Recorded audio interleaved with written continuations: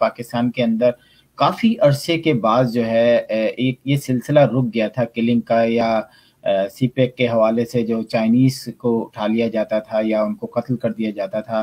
تو یہ ایک واقعہ ہوا داسو میں کہ چائنیز انجینئرز کے علاوہ بھی قانون نافذ کرنے والے بھی وہاں ان کو بھی مارا گیا.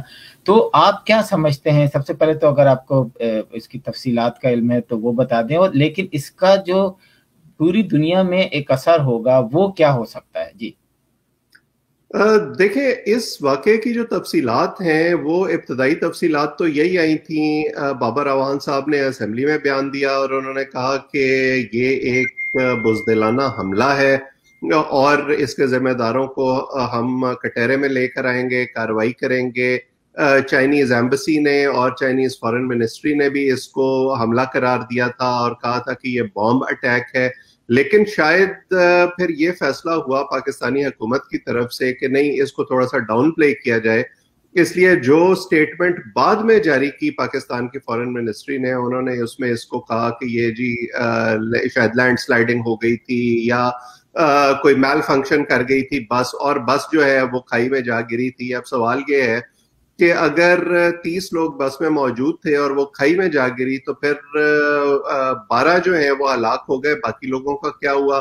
کیا وہ زخمی ہوئے؟ کہاں گئے؟ اس کے حوالے سے کوئی تفصیلات نہیں ہے. تو یہ جو لیک آف انفارمیشن کا سلسلہ ہے ہمارے یہاں پاکستان میں، کہ پوری طرح سے معاملات جو ہیں وہ نہ عوام کے سامنے لائے جاتے ہیں نہ میڈیا کے سامنے لائے جاتے ہیں، اس کی وجہ سے کنفیوژن بھی ہوتی ہے اور اس کی وجہ سے کیا سارائیوں کا ایک سلسلہ بھی شروع ہوتا ہے. اس لیے میرا خیال ہے کہ حکومت کو اس حوالے سے واضح موقف اختیار کرنا چاہیے اور سچائی کو چھپانا نہیں چاہیے. اگر یہ دہشت گردی کا بھی معاملہ ہے جیسے کہ ابتدائی معلومات تھیں، کیونکہ میں نہیں سمجھتا کہ بابر اعوان صاحب نے لیک آف انفارمیشن کی بنیاد پر اپنے طور پر ہی یہ کہہ دیا ہوگا کہ یہ حملہ ہوا ہے چائنیز پر.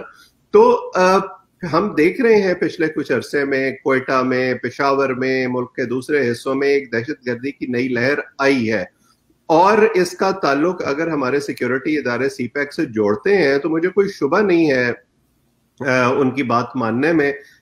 ہمیشہ یہ ہوتا ہے کہ آپ کے ملک کے جو دشمن ہوتے ہیں وہ آپ کی فالٹ لائن سے فائدہ اٹھانے کی کوشش کرتے ہیں، آپ کی پروگرس کو انڈرمائن کرنے کی کوشش کرتے ہیں، اس کو پیچھے دھکیلنے کی کوشش کرتے ہیں. لیکن اس میں پھر سیکیورٹی فورسز کا یہ بھی فریضہ بن جاتا ہے کہ وہ اس سلسلے کو روکیں، بجائے اس کے کہ صرف الزامات برائے الزامات کا سلسلہ شروع کر دیا جائے. چائنا کے حوالے سے کیونکہ وہ جن ایریاز میں کام کر رہے ہیں، خاص طور پر گوادر میں، وہاں پر سیکیورٹی کے خدشات جو ہیں یہ بڑی دیر سے ہیں اور بڑے ریئل ہیں. اسی طرح جو خیبر پختونخوا کے جن علاقوں میں وہ کام کر رہے ہیں، جیسے داسو ابھی جو ہے وہ خیبر پختونخوا میں تھا جہاں وہ ایک ہائیڈرو پاور پروجیکٹ پر کام کر رہے تھے. تو ان کی سیکیورٹی ویسے تو بہت ٹائٹ ہے، بلکہ فوج نے جو ہے وہ کچھ اضافی دستے بھی اس کام کے لیے تیار کیے تھے.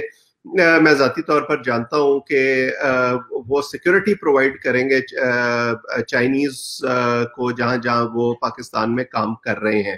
اندازہ یہ ہوتا ہے کہ اس سیکیورٹی کو بھی مزید فول پروف بنانے کی ضرورت ہے، اور اس حوالے سے نہ صرف چائنیز گورنمنٹ کو اعتماد میں لینے کی ضرورت ہے بلکہ عوام کو بھی صحیح صورتحال بتانی چاہیے کہ ہو کیا رہا ہے اور ہمارے جو سیکیورٹی کے ادارے ہیں وہ اس حوالے سے کیا اقدامات لے رہے ہیں. اچھا ویسے تھوڑا سا میں اسی سے ایک سوال نکالتا ہوں کہ کیا چائنیز گورنمنٹ اب یہ نہیں کہے گی کہ جی اب ہم اپنے ٹروپس بھیجیں گے اپنے لوگوں کو حفاظت کے لیے؟ کیا وہ یہ کہہ سکتی ہے؟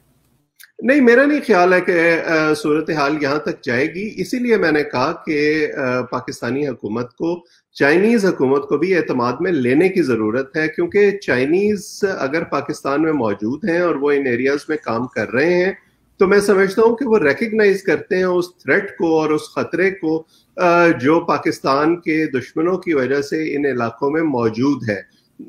اس کے باوجود وہ پاکستان کی مدد کرنا چاہتے ہیں، پاکستان میں موجود رہنا چاہتے ہیں. لیکن اس حوالے سے ضروری یہ ہے کہ دونوں ملکوں کے درمیان جو انفارمیشن ہے اس کا تبادلہ ہو اور ایک دوسرے سے کوئی بات چھپانے کی یا اس کو جیسے انگریزی میں کہتے ہیں انڈر دا کارپیٹ سویپ کرنے کی کوشش نہ کی جائے. ایک دوسرے کے ساتھ سچائی بیان کرنا اور اس کے مطابق آگے چلنا بہت ضروری ہے. چاہوں گا کہ جیسے کہ ابھی جو طالبان نے مختلف جگہ پہ کیپچر، ہم نے لاسٹ ٹائم بھی کہا تھا کہ 1000 کے قریب افغان وہ تاجستان میں انہوں نے پناہ لی. اسی طریقے سے اب چمن بارڈر پہ ہم نے دیکھا کہ ان کا جو ہے قبضہ ہو رہا ہے اور ہو چکا ہے.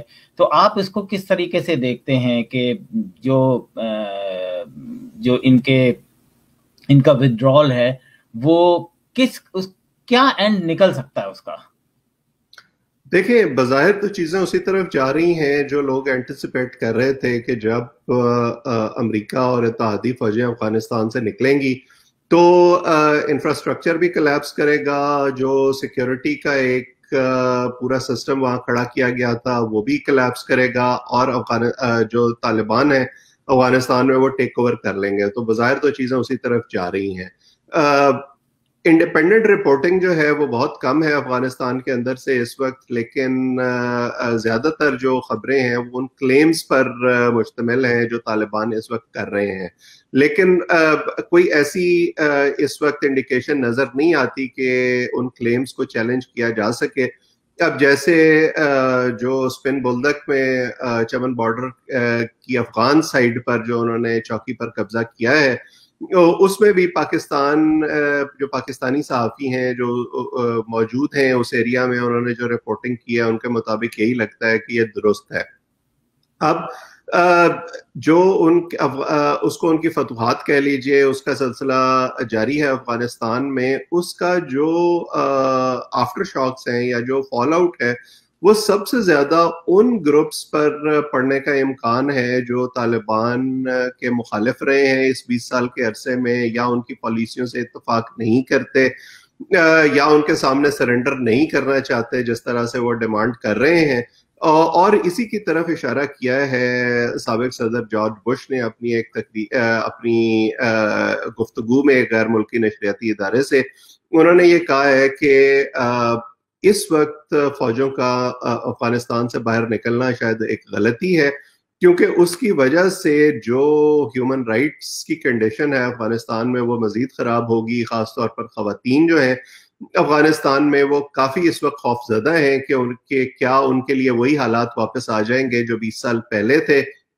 لیکن اس وقت جو ہے افغانستان ایک ایسی کیچ 22 سچویشن بن چکا ہے جس کا کوئی فوری حل یا کوئی جو واضح جواب ہے وہ کسی کے پاس موجود نہیں ہے، کیونکہ 20 سال کے بعد یہ ایک ایسی جنگ بن چکی تھی جو بظاہر نیور اینڈنگ تھی. اب میرے خیال میں تو اس کو شروع ہی نہیں ہونا چاہیے تھا اس طرح سے، لیکن اب یہ جہاں تک پہنچ گئی ہے اس کو کہیں نہ کہیں جا کے ختم ہونا تھا. یہ ٹیبل پر ختم ہوئی ہے، امریکہ واپس جا رہا ہے، افغان طالبان آ رہے ہیں، اور جیسے ہم نے پچھلے ہفتے بھی گفتگو کی تھی کہ انہوں نے بظاہر تو یہ اگریمنٹس کیے ہیں، ایشورنسز دی ہیں کہ ہم ہیومن رائٹس کا بھی خیال رکھیں گے، خواتین کے حقوق کا بھی خیال رکھیں گے، جو ہمارے مخالفین ہیں ان کو بھی امان دیں گے. لیکن کیا واقعی پریکٹیکلی ایسا ہو سکے گا یا نہیں، اس کا جواب صرف وقت دے گا. اویس سلیم صاحب، انڈیا، پاکستان، افغانستان، یہ بھی ایک بڑا ایشو بن رہا ہے کہ انڈیا، آپ نے دیکھا کہ سارے قونصل خانے بند ہو گئے ہیں اور وہ جا رہے ہیں، جا چکے ہیں. افغانستانی جو عملہ ہے وہ رہ گیا ہے وہاں پر، وہ بھی آپ کو پتہ ہے کہ ایک بہت بڑا کوسچن مارک ہے. طالبان ان کو چھوڑتے ہیں نہیں چھوڑتے ہیں. پاکستان جو ہے، افغانستان پاکستان میں تجارتی جو معاہدے ہوئے ہیں وہ انڈیا کو ایکسیپٹ نہیں کریں گے، ہرگز نہیں کریں گے. وہ آپ جلدی سے ذرا تھوڑا سا اس کا بتا دیں کہ کیا لگتا ہے آپ کو کہ پاکستان، افغانستان اور انڈیا مل کے افغانستان کی ترقی کے لیے کام کر سکتے ہیں؟ دیکھیں، یہ جو انخلاء کا سلسلہ جاری ہے، جو بھارتی سفارت خانوں سے بھی عملے کے جانے کی خبریں ہیں، مجھے لگتا ہے یہ ٹیمپریری لل ہے. وہ شاید بدامنی کو اینٹیسپیٹ کر رہے ہیں اور اس کے نتیجے میں وہ اپنے لوگوں کو ایک محفوظ مقام پر پہنچانا چاہتے ہیں، اور جو بھی سچویشن بنے گی اس کے مطابق وہ اپنا آئندہ کا لائحہ عمل طے کریں گے. پاکستانی سفارت خانہ اور پاکستانی فارن منسٹری جو ہے وہ اپنا لائحہ عمل بنا رہی ہے. انہوں نے بھی کئی بار تشویش کا اظہار کیا ہے اس قسم کی خبروں پر. لیکن یہ کہنا کہ کیا پاکستان، بھارت اور افغانستان مل کر اس خطے میں امن کے لیے کوئی کردار ادا کر سکتے ہیں، میں ذاتی طور پر اس حوالے سے کوئی امید نہیں رکھتا.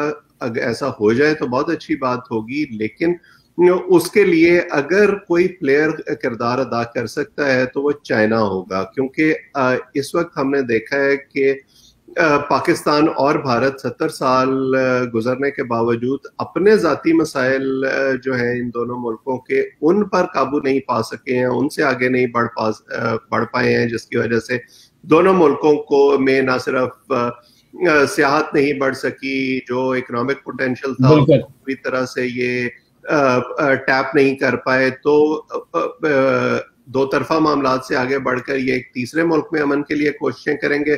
مجھے اس حوالے سے کوئی حوصلہ افزا صورتحال نظر نہیں آتی.